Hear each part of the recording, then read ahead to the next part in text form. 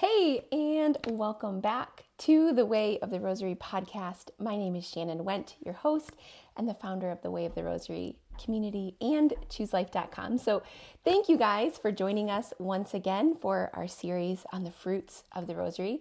Today we are diving into the mystery of the carrying of the cross, the fruit of patience, and what we have to learn from St. Maximilian Kolbe. So this, again, what I want to do today, I think, is look a little deeper, because it's really easy, I think, to take the way of the cross, the carrying of the cross, and look at it as kind of a snapshot in time. And there's a certain benefit to doing that. I think there's a lot that we have to learn about the carrying of the cross, about the daily crosses that we each carry, about all that Christ suffered and endured for us. And I think similarly, when we kind of look at the stories that we know, the biggest thing that we know, the most common thing that people will cite when they talk about or think about St. Maximilian Kolbe is his absolutely heroic death in the death camp of Auschwitz during World War II. We all know that story well. And again, I think we can look at the story of his death as a snapshot. And with Christ and with St. Maximilian Kolbe, both of those stories of the incredible heroism of those moments, when we look at the context of, yes, their entire lives, but when we look at the entire arc of salvation history, with Christ we can see that carrying the cross was not just some moment in history, just some accident of circumstance, that this was a strategic plan orchestrated by the God of incredible patience.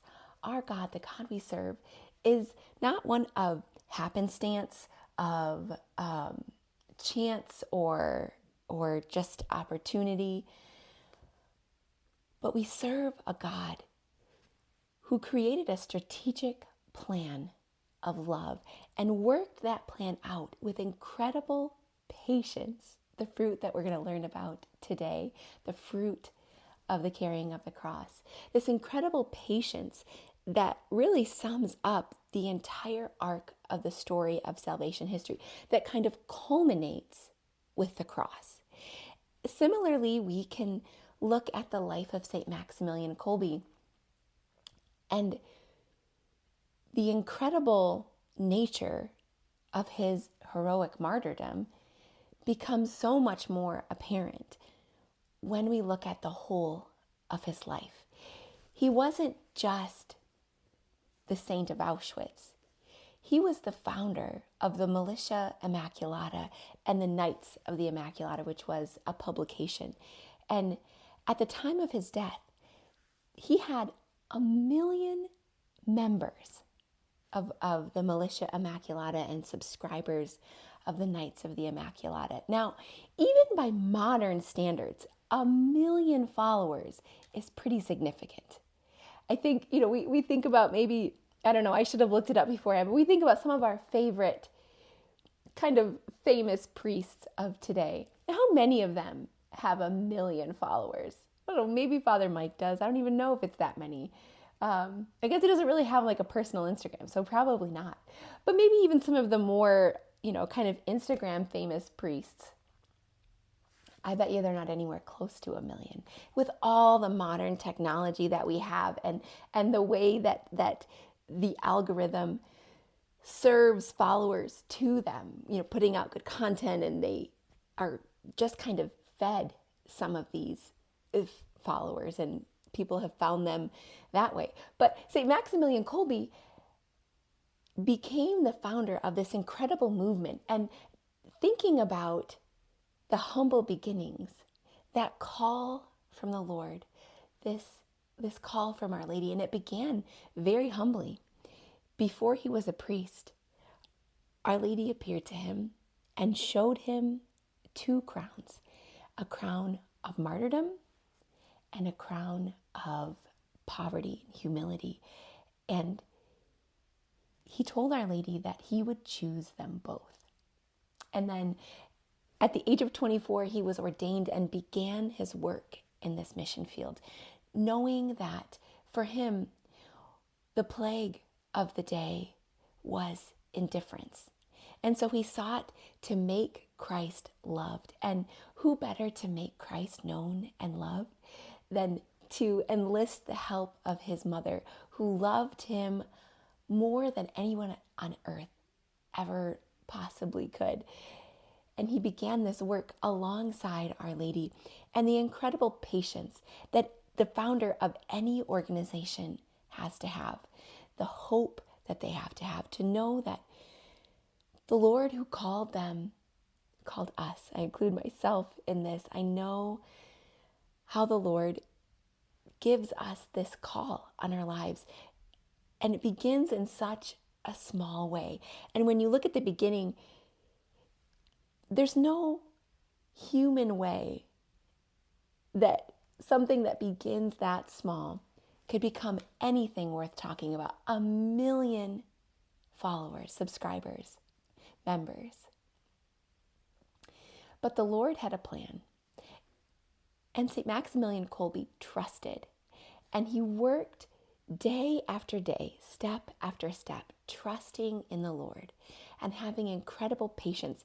He must have suffered, he did, incredible setbacks. Of course, there are, I'm sure, the natural setbacks that come with any organization. But he suffered incredible setbacks in the political climate, in the economy that was developing during his lifetime. He was arrested before he was sent to Auschwitz. He was arrested 2 years before that. And on the Feast of the Immaculate Conception was freed, only to be sent to Auschwitz a couple years later. All of this he endured with incredible patience. And the thing about the cross, the thing about the life of St. Maximilian Kolbe, both Christ and St. Maximilian Kolbe following in his footsteps, both of them not only endured the cross and the crosses of his life, but they chose it. Not only did they choose it, but they loved the crosses in their lives. There's a story that I heard from Monsignor Shea about another much less famous priest from Auschwitz.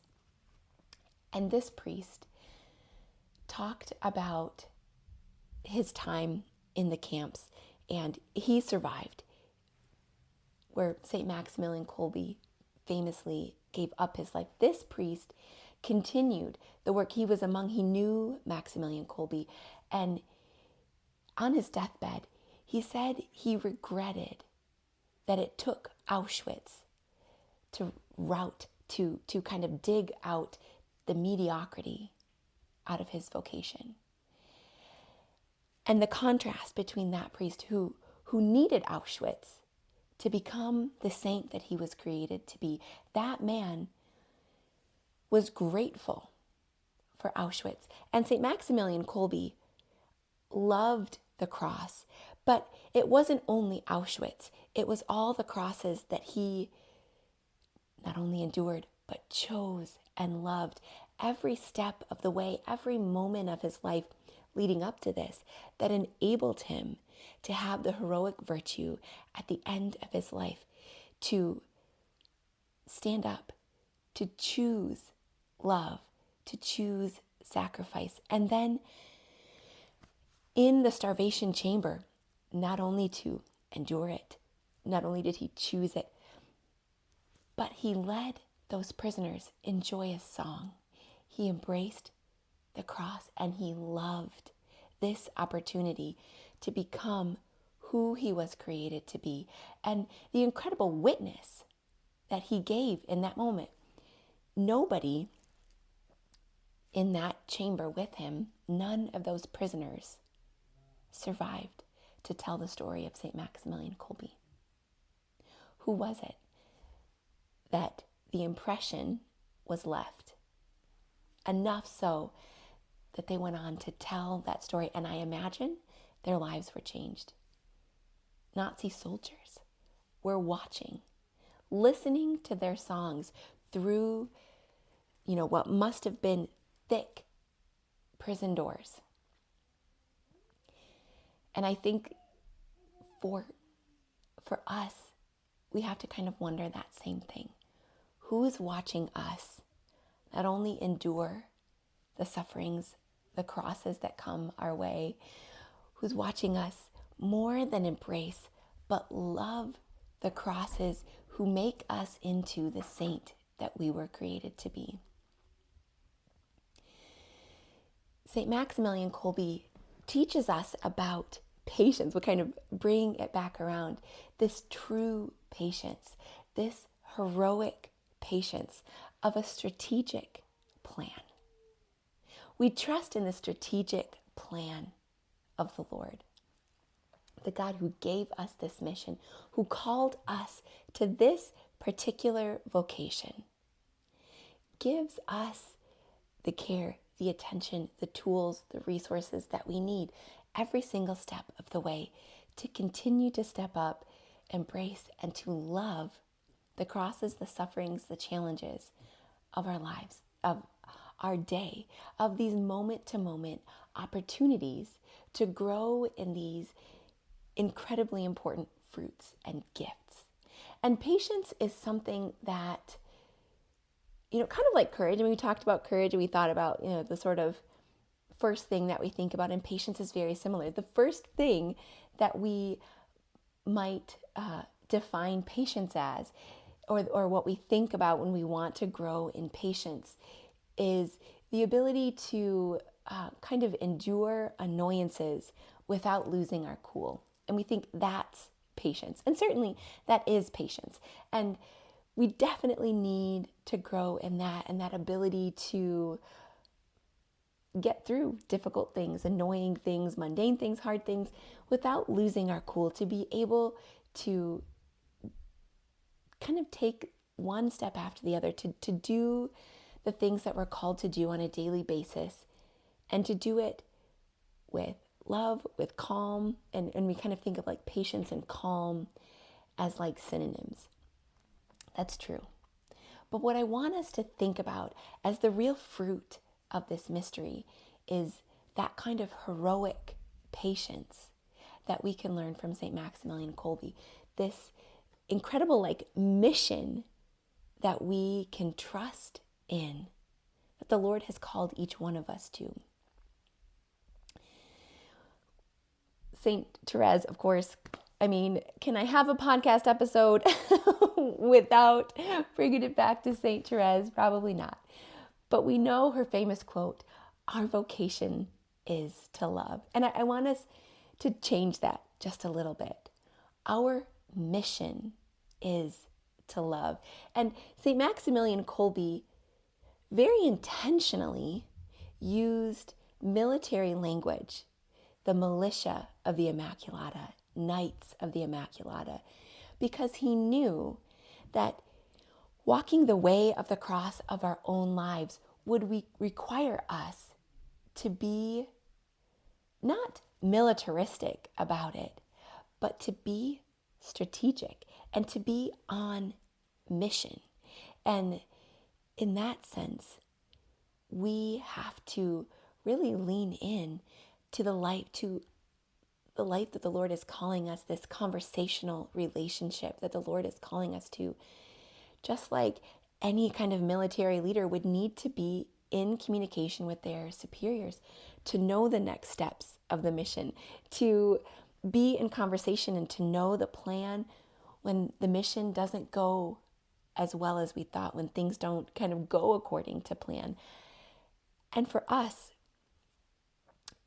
we're two things. We are slaves of the Immaculata, but we're also called to be knights. And knights lead, and in your life you can see who the Lord is calling you to lead. Your family, maybe you're leading in your work, in a vocation, in a mission. Maybe there's ministry that you are called to, a group that you're called to lead. But we also have definite superiors, and there's natural superiors in our life of our bosses. Maybe as a wife, your husband, who's the head of the family, and of course, religious superiors, our pastor, the Pope, and the Lord.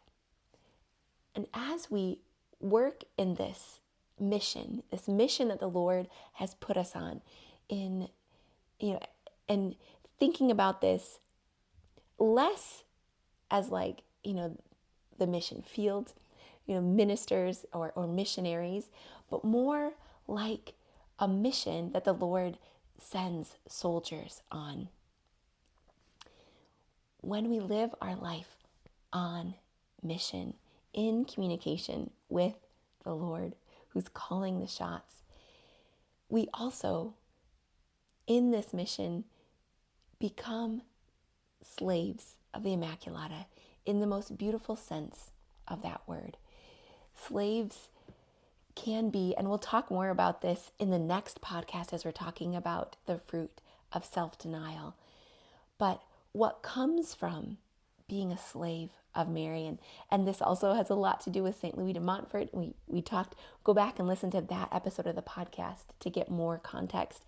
But as slaves, as children, as those who are in service of Our Lady, we have this incredible relationship, this incredible mother that we serve in this mission field, and she is the Queen, the Mother of Mercy. And so as we're on this mission, day after day, one foot in front of the other, embracing this cross, loving this cross, we have a mother who is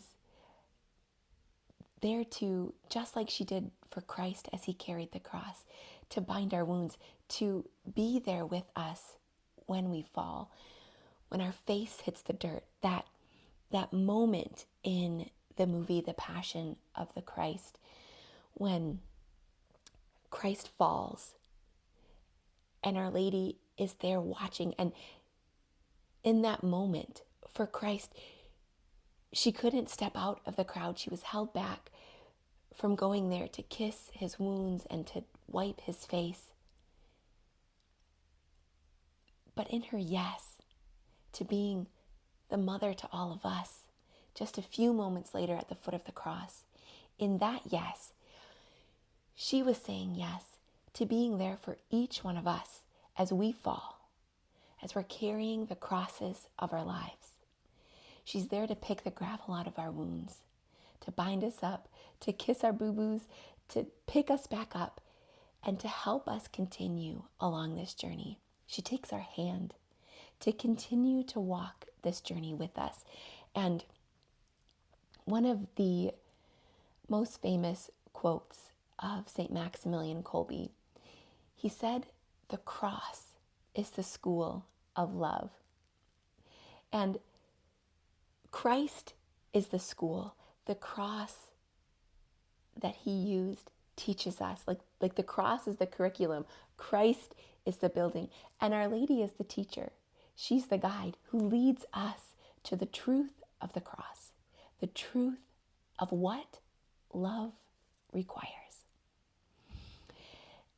And so as we'll bring it down, we'll get practical as we really think about how we can take this fruit of patience in the context of carrying of the cross and the lessons that we learned from St. Maximilian Kolbe. And we're going to bring it down and make it practical in our daily lives. And it is within this school. The quote comes to mind that Pope St. John Paul II told us, Mary is the school of love. And this, I think kind of in putting this together, I think we can tweak that quote a little bit too, in that She is the teacher of love in this school of the cross. And that's what the rosary is. She's teaching us about the life of Christ, the way of the cross, this way of the cross that is also our life, this valley of tears that we walk through. And she walks with us. And I don't have to tell that to you. You know that, right? You guys are here. You're listening to the Way of the Rosary podcast. Maybe you're members of the Way of the Rosary community because you're walking hand in hand with Our Lady already along the way of the cross. And we struggle to be patient. And so I wanted to think of 3 ways, 3 things that are going to help us get practical to grow patience in our lives. Number 1, we have to make our patience missional. Number 2, we have to make our patience Marian. And third, make our patience militant. And I wanted to share another quote from St. Maximilian Kolbe. He says, "Do not forget that holiness consists not in extraordinary actions, but in performing your duties towards God, yourself, and others well." And this is kind of the sort of motto, I think, of this missional life. This is how we have patience in life, because we keep in mind the importance of the holiness of the present moment, which is another great saint, Saint Gianna. This holiness of the present moment. This is the mission that we're on. Whatever the present moment is the mission that the Lord has called us to. And sometimes the patience that we're called to in that season is to struggle through the mundane nature of chores, of family life, and the hidden nature that can come from the life of a mom, especially a mom of young children, or the waiting that patience is kind of required to endure when we're in these seasons that might be kind of transitional, going from one phase, maybe a season of young motherhood into older motherhood, where we're in the season of waiting for our littles to become more independent, a season of waiting for our children as they're older to kind of accept and to make their faith their own, and to start to desire a deeper relationship with our Lord. A season of waiting as the Lord calls you to a vocation. A season of waiting for the healing that you're praying for in a relationship. Healing of an illness. Healing for someone that you love. Maybe you're waiting for clarity. You're discerning and you're asking the Lord about next steps in your life, whatever phase you're in, and you're waiting on the Lord for clarity, or maybe peace in a situation that has come, or a decision that has been made. Maybe peace in relationships, peace in the world. And as we endure these seasons of waiting, we again think back to the cross and this mission that the Lord has called us to. The Lord has put us on this mission of waiting. He's called us to this moment. This moment is your mission, should you choose to accept it. Christ chose the cross. St. Maximilian Kolbe chose the starvation chamber and death. And more than that, because we can choose. We choose our vocation. We choose to check the boxes and to do the things. But where is our heart in all of that? We have to also love that mission. And that's, this is your mission should you choose to accept it. That's what it means. It means to love and to have joy in those moments, trusting that the Lord has put you here and given you everything you need to be joyful as you carry these crosses. All right, the second part is Marian. And I kind of spoiled, I jumped the gun a little bit, but St. Maximilian Kolbe did not fight this battle alone. He chose to be a knight of Our Lady. And we too, as we take this mission and love the mission of the moment that the Lord has put us in, we know that as we embrace all of this, as we choose all of this, as we love all of this mundane, difficult, annoying, heavy, the painful, all of it, as we love all of that mission, we never for one moment do it alone. We need to, I think, kind of sometimes surrender in a little bit of a deeper way, because it is so hard, I think, to always remember this and to always have patience. And we're not going to always, it's not going to always be our first inclination. We're sometimes going to fall into the very human temptation to be impatient.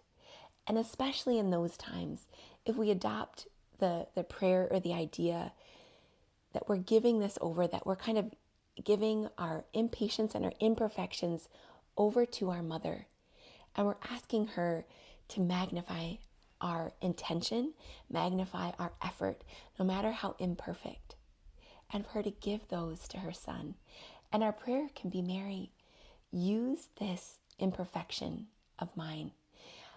I don't know how, we don't have to know exactly how she plans to use it, but by surrendering that to her, we can trust her and we can ask her to use that, to magnify that, and not to let any of our efforts, our intentions go to waste.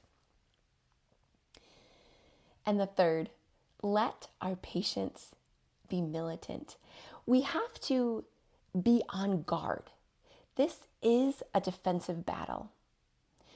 Patience, we think of patience and calm, but we also have to be, again, like strategic and strong in the face of temptation to be impatient, to be untrusting of the Lord. And we have to actively fight against those things. And I think there are some practical ways we can recognize the natural ways that we become impatient, or the natural times, or what are the things that lead us to be impatient. Maybe a lack of sleep. So we just need to implement a little bit better self-care so that we can show up a little bit more patiently in those moments of our day. Maybe we know that eating certain things or not eating certain things tends to make us a little hangry and impatient.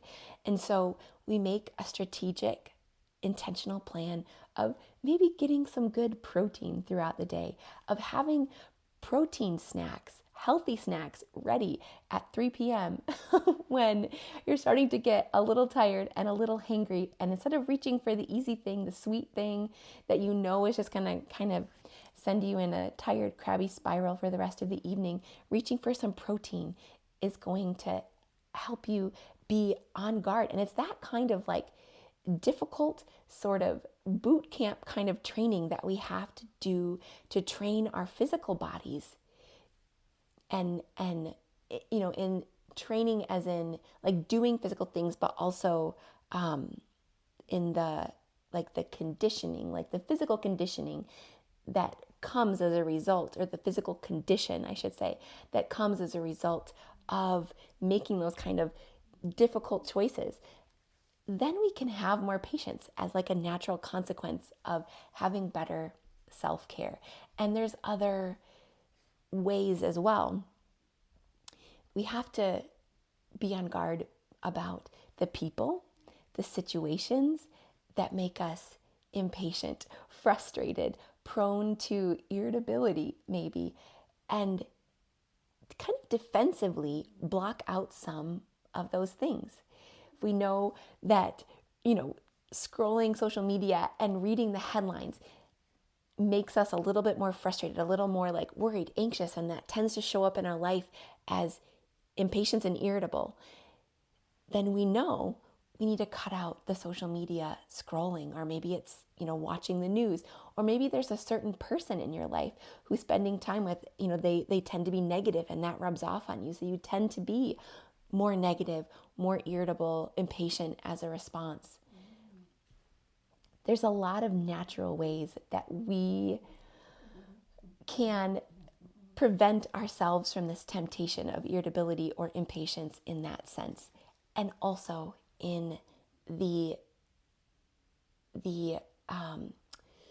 sort of intentional way of structuring our day and building a life of prayer, a life of relationship, a life of conversation with the Lord, so that we are living into that mission. And remembering at every moment that we're choosing to step into that relationship, that conversational prayer with the Lord, that we step into all of those moments hand in hand with Our Lady. And in that way, we're missional, we're Marian, and we're militant. And this fruit of patience is going to bear incredible results in our lives. All right, everybody. Thank you so much for joining us on this episode. Thanks for spending a little time learning more about St. Maximilian Kolbe and the incredible lesson that he has to teach us about carrying our crosses and this fruit of patience. Have an awesome day. We will be back. Our next episode, as we wrap up the sorrowful mysteries, we're going to talk about the crucifixion and the fruit of self-denial and the lessons that we can learn from St. Francis Xavier. God bless.